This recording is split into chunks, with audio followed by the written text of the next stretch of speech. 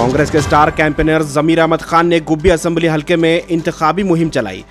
Gubbi assembly हलके के कांग्रेस के उम्मीदवार एसआर श्रीनिवास के हक में उन्होंने रोड शो में हिस्सा लिया। उन्होंने कहा कि एसआर श्रीनिवास को वोट देकर कांग्रेस को कामयाब करें और आने वाले दिनों में कांग्रेस की सरकार आवाम की खिदमत करेगी।